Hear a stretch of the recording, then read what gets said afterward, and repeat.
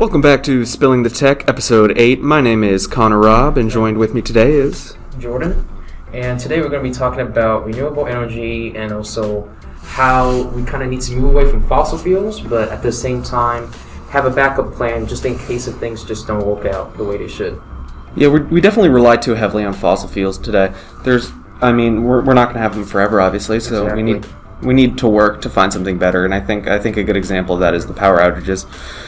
In Texas and I think Louisiana and Oklahoma. Yeah, really throughout the United States this last week.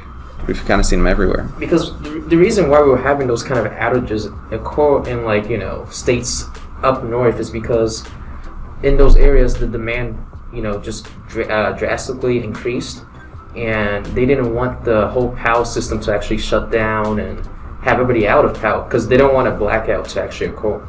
So they would try and do that to kind of limit the potential, just system overload.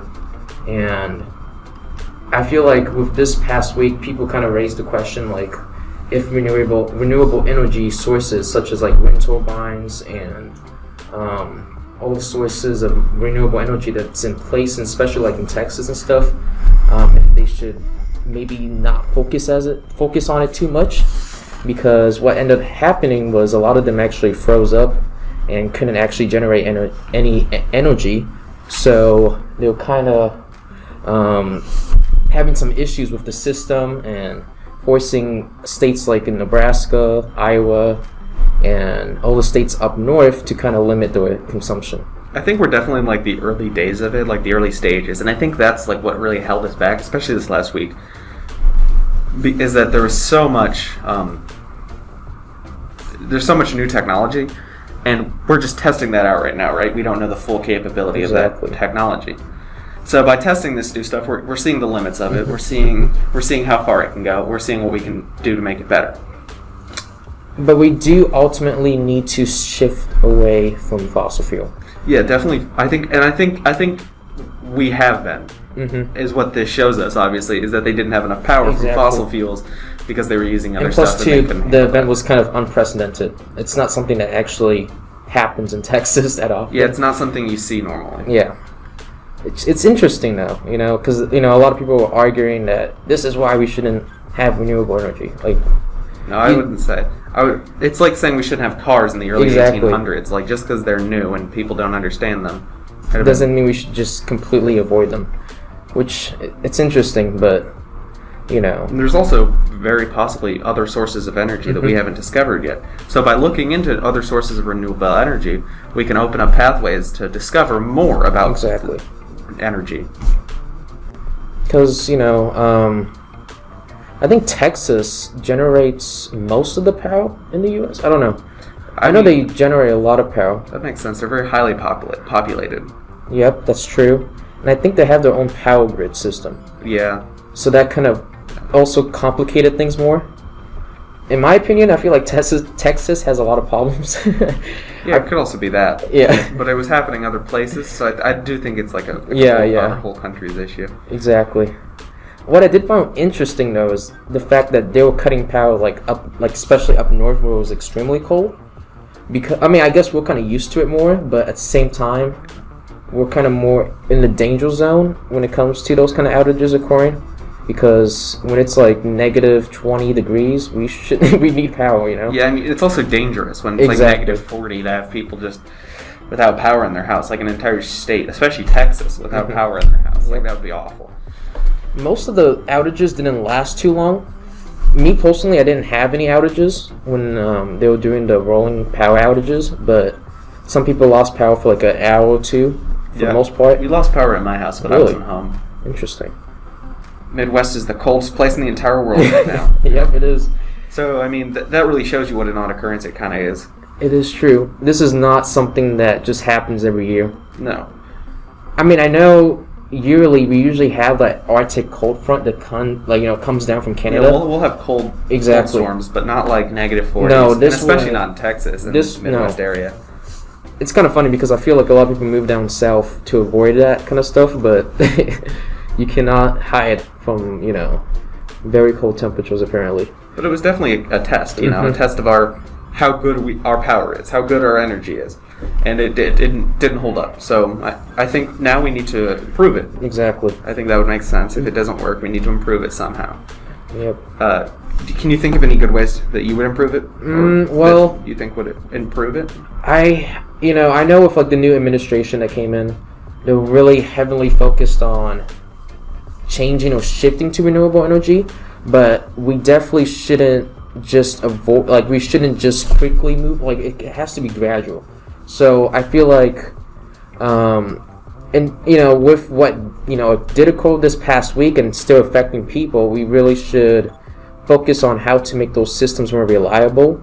And considering we do live in the US, this kind of doesn't make any sense why it actually did happen, because a lot of developing countries, it makes sense why they have these outages and all that, because their infrastructure is not really built.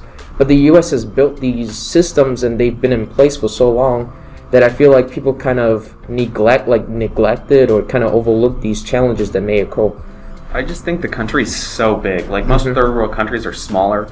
Like third world countries in the eastern hemisphere of the United States, they're just smaller countries, and they're less developed, obviously, which is why they have power outages. But America, like you said, is a developed country, and it still happened. It shouldn't be happening the way it's happening. No, but I think there's a reason it's happening too. I don't think it's anyone's fault necessarily. I think it's the technology's fault. It's just not there. And we can change that, I think. I think we can move forward, and maybe in the next 4 years, we'll be looking towards a more... I hope so. advantageous natural resource system. What do you think would be some of the methods of renewable energy that they could maybe shift towards? Because I know Texas, they have nuclear energy. I wouldn't really call that the safest or the cleanest way, but... No, I wouldn't say nuclear energy is the way to go. I would say like wind turbines. Wind turbines would be good, because you might not always have wind. So wind turbines aren't a perfect solution. But you could also use sun panels. That's true. Which, if there's not wind, there could be sun. Exactly. And there's tons of other ways to generate power, I think, that don't require us, digging and fracking. My only issue with what happened is, didn't they have any power saved up somewhere? Or did they consume it all? Maybe people are just using it so fast.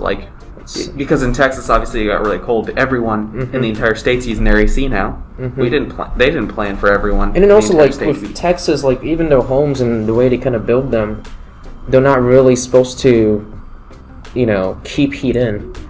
No, I don't think their infrastructure is made for this sort of thing. No, it's not. I think here we see more cold. It's obviously not this cold. Yeah. The -40s, -30s usually, but we're a little bit used to it. Exactly. But down in Texas, I just don't think they had planned for that. I don't think they knew that was going to come. And no. Yeah, I just don't think they were prepared. Nope. And I think after this, they will look at ways to be better prepared, I think. Hopefully. Are there any sources of renewable energy that you think would work better? I'm trying to think.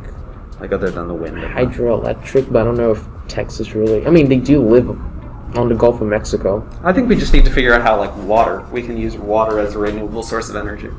Once we can figure out how we use water... I mean, water is... good to go. Yeah, because considering the planet's, 70% covered in water? Yeah. Once we figure out how we can harness water and make that reusable, like they did, back in the 16th, 17th, 18th century. Exactly. Using not windmills, water mills. Yeah.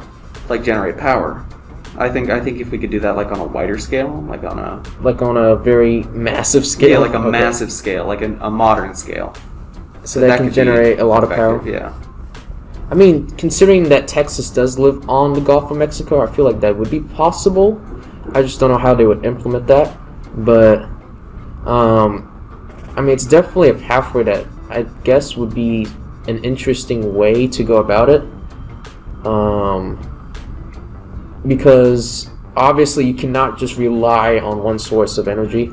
No, I think that's what we learned. You need to have backups. Yeah, they had one source of energy that went out, and then power. It kind of also raises the questions with all these electronic vehicles and all these all these charging components and things that you gotta charge with electricity, especially like with all the like Tesla and stuff. Yeah. Like if this happened, then you can't charge. You can't. Yeah. So everything kind of just is on as a standstill. I think like in our country, most things are based on electricity. Mm-hmm. Whether we think they are or not, like the lighting, the computers, or cell phones, the ceiling fans, everything's based on electricity. So when you lose that, it's kind of an important thing. Exactly. I feel like a lot of people just don't realize how much that plays a part of their lives. And I feel like for some people, the reaction was kind of a little bit too much. Because, you know, like I understand in Texas it was cold, but it wasn't like that bad. Like it wasn't in like, you know, especially up north where like the temperatures dip into the negatives. No, I think we were colder than Texas. I feel like since Texans are not, you know, used to it, they kind of, the reaction was kind of a little bit overdone. But I do got to give them credit for how many days they've been out of power, because it's not like it was a one-day thing. Like some of them are still out of power to this day, and that's kind of unacceptable. But I think part of what's happening in Texas is like you don't see a lot of snow in Florida, but you see a lot of snow in Alaska. So Alaska would be used to that snow, and Florida obviously not seeing a lot of snow. I even checked Alaska's like temperatures and stuff this past winter, and it's been warmer. It's actually been pretty nice up there, especially with the capital city. It's kind of crazy, you know. Don't have assumptions about places, I guess, you know. Well, it's still cold. It's cold, yeah. It's just places that you would think would be more cold are actually not. So yeah, it's kind of interesting. And obviously, Alaska probably has a power system that's used to snow.